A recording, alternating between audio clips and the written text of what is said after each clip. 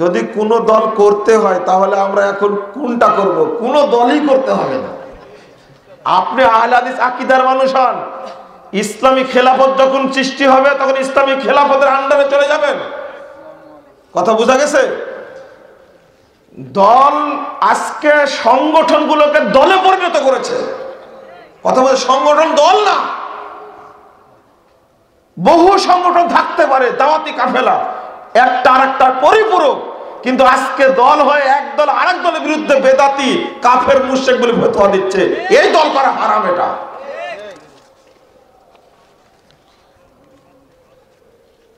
একজন ইমাম তাবিজ লেখে, এখন এই ইমামের পিছনে নামাজ পড়া যাবে কি?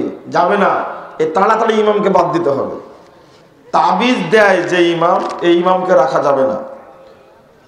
কোন ইমাম অজুবিহীন জামাত পড়ে চলে গেল,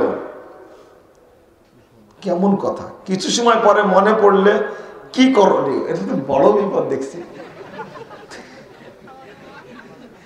হ্যাঁ, ফতোয়া আছে, ফতোয়া আছে। যদি ইমাম সাহেব অপবিত্র অবস্থায় বা অজু ছাড়ায়, কেমন ইমাম চিন্তা করেন?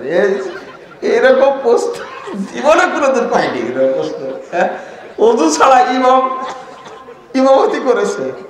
হ্যাঁ, একদিনের ঘটনা ঘটতে যাচ্ছিল, আল্লাহ স্মরণ করে দিয়েছেন।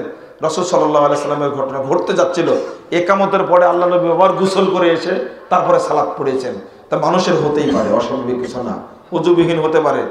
মুসল্লির সালাত হয়ে যাবে, কিন্তু মুক্তাদি ইমামকে আবার ওই সালাত পড়ে নিতে হবে। কথা ক্লিয়ার?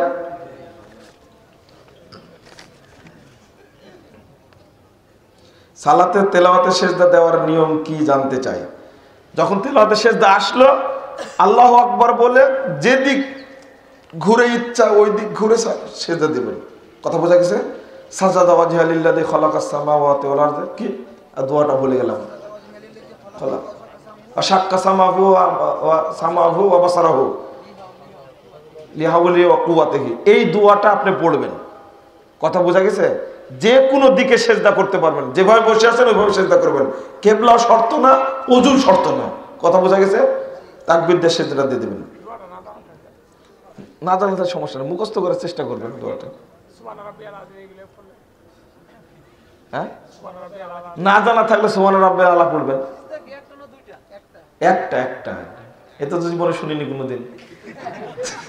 সব নতুন নতুন ফতোয়া জিজ্ঞেস করছেন কেন? তেলাওয়াতে সেজদা একটা না দুইটা, তাই জিজ্ঞেস করছে। একটা একটা সেজদার আয়াত তেলাওয়াতের পরে সেজদা যাওয়ার সময় রফুল আযান করতে হবে কি?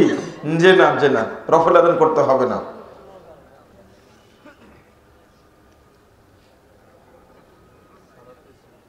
সেজদা থেকে উঠে আবার কোরআন তেলাওয়াত করার সময় বিসমিল্লাহ পড়তে হবে কি? যে না, যেখান থেকে শেষ করেছেন ওখান থেকে পড়বেন আবার।